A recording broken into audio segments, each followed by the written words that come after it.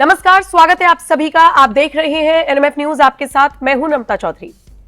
भारत के नाम एक और उपलब्धि जुड़ी है और ये उपलब्धि ये है कि बिजली उत्पादन के मामले में जितनी रफ्तार से हम आगे बढ़ रहे हैं, 2025 का आंकड़ा अगर मैं आपको बताऊं तो भारत दुनिया का तीसरा सबसे बड़ा बिजली उत्पादक देश बन चुका है, जिनमें चीन पहले नंबर पर है, दूसरे नंबर पर अमेरिका है।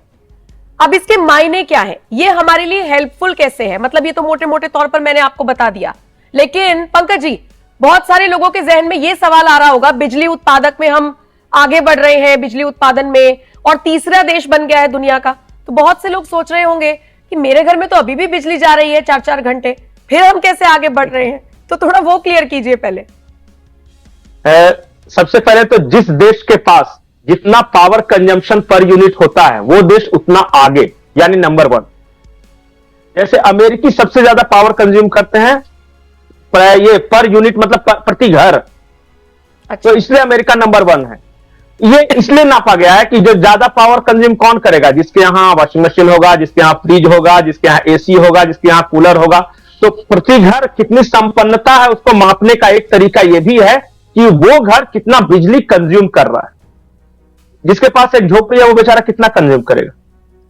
तो दुनिया ने नापने का यह पैमाना सेट किया है कि कौन से देश कितना संपन्न है। इसका एक पैमाना यह भी है कि प्रति घर कितना बिजली कंज्यूम करता है। और पंकज जी, ये नापने का पैमाना सटपटा नहीं लग रहा है मुझे, इसलिए लग रहा है जिस देश में ज्यादा झोपड़ियां होंगी, जो ज्यादा डेवलप नहीं होगा, कंजप्शन कम होगा, उस हिसाब से तो वो आगे बढ़ जाएगा।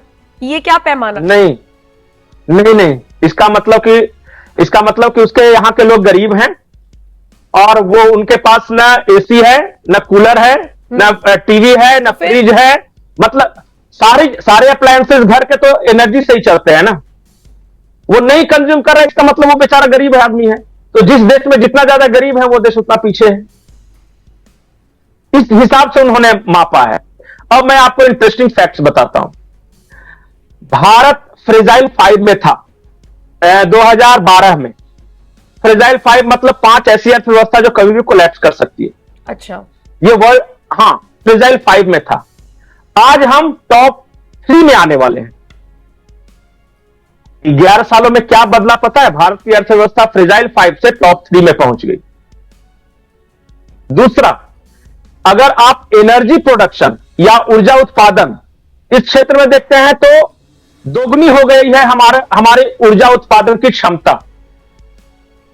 अभी कल की मैं खबर बता रहा हूं, कल भारत ने सौर ऊर्जा उत्पादन में 100 गीगावाट अचीव कर लिया है। 100 गीगावाट हम प्रोड्यूस कर रहे हैं। जापान के पास 96 गीगावाट था, उसको हराकर हम नंबर 3 पे पहुंचे सौर ऊर्जा में। ओवरऑल ऊर्जा उत्पादन में हम दुनिया में नंबर 3 स्थान पे पहुंच गए हैं। पहला चाइना, अमेरिका, ये दोनों हैं, उसके बाद हमारे से कोई नहीं। इसका मतलब यह हो कि हम 3 नंबर पे हैं। वो बिजली वाला उत्पादन, बिजली कंजम्पशन, इसलिए मैंने बताया कि भारत के लोग अब दुनिया में चाइनीज और अमेरिकन के बाद सबसे ज्यादा एनर्जी कंज्यूम कर रहे हैं। इसका मतलब अब हमारे यहां गांव भी पहुंच रही है, घर घर में बिजली हो गई है, लोग पंखे लगा रहे हैं, लोग कूलर का इस्तेमाल कर रहे हैं, लोग एसी का इस्तेमाल कर रहे हैं, घर घर में फ्रिज हो गया है, ये मिक्सर ग्राइंडर सब चल रहा है। इसका मतलब कि हमारे यहां संपन्नता बढ़ रही है। अच्छा, मतलब जिसका जितना ज्यादा कंजप्शन उतना ज्यादा वो देश आगे। बिल्कुल ठीक। और हम कंजम्पशन में भी नंबर 3 पे पहुंचे हैं। प्रोडक्शन में तो पहुंचे ही हैं, कंजम्पशन में पहुंचे हैं। इसलिए ये मत सोचिए कि हम उत्पादन करके बेच दे रहे हैं कहीं। कंज्यूम कर रहे हैं अपने। अब मैं कुछ, हाँ, कंज्यूम ही कर रहे हैं। अच्छा, आंख से देखने वाली चीज है, क्या आज से 10-12 साल पहले हर गांव में बिजली थी? नहीं थी। क्या आज से 10 साल पहले बिजली आती थी, जाती थी, बिजली आई गई, ये करते थे कि नहीं? वोल्टेज डिम हुआ, ये सब होता था। और याद नहीं होगा आज वो हाथ से पंखे, आज ये हो रहा है। दौर किसे याद नहीं होगा? पूरी रात काट देना बिना बिजली के। मैं कल ही एक शख्स से बात कर रहा था, वो कह रहे थे कि बिहार में आजकल छतों पे लोग नहीं सोते गर्मियों में। मैंने कहा कि ये क्या सिस्टम है? बोले अब लाइन रहने लगा ना। पहले गर्मी के चलते सब छतों पे सोने की एक परंपरा थी, सब इकट्ठे। अब आपको बहुत कम जगह दिखेगा। तो कुछ चीजें स्वयं आंखों से देखने वाली है और कुछ के आंकड़े मैं बता रहा हूं। 100 गीगावाट मैंने बताया सोलर एनर्जी प्रोडक्शन। 2030 तक हम 500 गीगावाट स्वच्छ ऊर्जा यानी क्लीन एनर्जी प्रोड्यूस करने लगेंगे। 5 गुना हो जाएगा अगले 5 सालों में। 2030 तक, चलिए 25 खत्म ही हो गया, और अभी ये दोगुना करने में हमें लगा 10 साल, ये दोगुना करने में लगेगा 5 साल। 500 गीगावाट हो जाएगा। 2070 तक हम नेट जीरो ऊर्जा पर पहुंचने की राह पे हैं। अब नेट जीरो ऊर्जा मतलब क्या होगा पता है? क्या? हम न डीजल हम किस तरह के फॉसिल फ्यूल का इस्तेमाल नहीं करेंगे। न लकड़ियां जलाएंगे, न कोयला जलाएंगे, न पेट्रोल जलाएंगे, न डीजल जलाएंगे। 100% clean energy. हमारी गाड़ियां भी सोलर से चलेगी, हाइड्रोजन एनर्जी से चलेगी, और ये पॉल्यूशन वाला सिस्टम उस वक्त हो सकता है दूसरी तरह का आ जाए, लेकिन ये फॉसिल फ्यूल जलने से जो पॉल्यूशन होता है वो नहीं होगा। ये 2030 तक का आंकड़ा बता रहे हैं आप? नहीं, 2030 तक तो हम डबल कर देंगे। 2070 तक हम नेट जीरो ये फॉसिल इस्तेमाल करेंगे, जीरो कंजम्पशन करेंगे हम।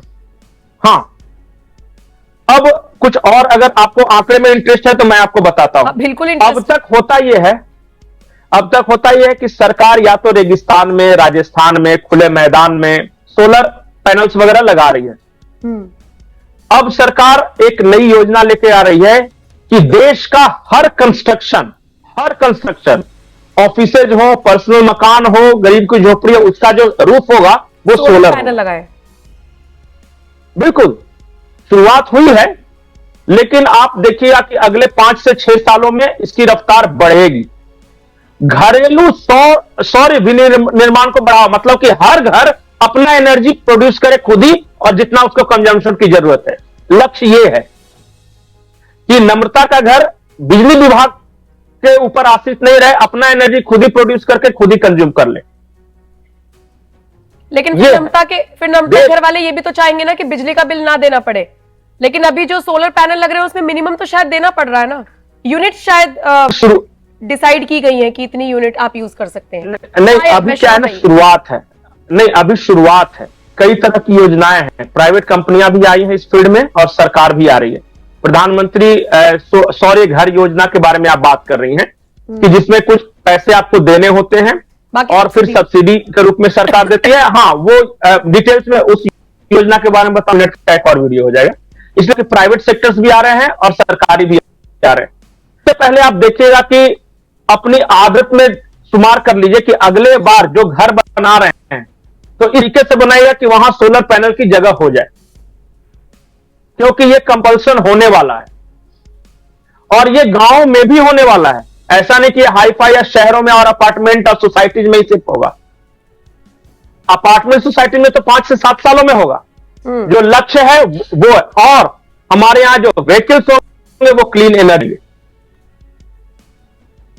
हम एक फ्यूचरिस्टिक कंट्री बनने वाले हैं, दिमाग में बैठा लीजिए। चाहे एआई हो, चाहे सेमीकंडक्टर हो, चाहे क्लीन एनर्जी हो, इंडिया उस दिशा में बढ़ रहा है, फ्यूचर ग्रोथ की दिशा में बढ़ रहा है। तो इस तरीके से अपने दिमाग को भी एडजस्ट करना है। नहीं तो पता चला कि दिन रात अगर ये करते रहिएगा कि जाटों को कितना सीट मिला, राजपूतों को कितना मिला, बिहार में भूमिहारों को कितना मिला, तो रह जाइएगा 70 के दशक में। बिल्कुल आगे बढ़िए, आगे, और दिमाग को भी उसी तरह अपने आप को ये कीजिए। बिल्कुल, जातीय समीकरण से निकलकर देश में पॉजिटिव चीजें क्या हो रही हैं, दुनिया कैसे इंटरेस्ट ले रही है, भारत में कैसे निवेश हो रहा है कंपनीज का, ये देखना चाहिए। बहरहाल पंकज जी, बहुत बहुत शुक्रिया। एक नवेडा कंपनी है दुनिया में सबसे बड़ा सेमीकंडक्टर बनाने वाला कंपनी। आपको याद होगा कुछ दिनों पहले प्रधानमंत्री जाके मिले थे। वो आने वाला है अपने देश में, सबसे ज्यादा पूंजी लगाने वाला है सेमीकंडक्टर और नैनो चिप्स के फील्ड में, वो अपने देश में। तो जरा देखिए आसपास की देश किस ओर बढ़ रहा है, और अपने दिमाग का सॉफ्टवेयर ही बदलने की जरूरत है, क्योंकि जब सॉफ्टवेयर अपडेट हर जगह हो रहा है, सही बात, तो भगवान ने जो बनाया उसका भी सॉफ्टवेयर अपडेट करना जरूरी है, तभी तो आगे बढ़ेंगे।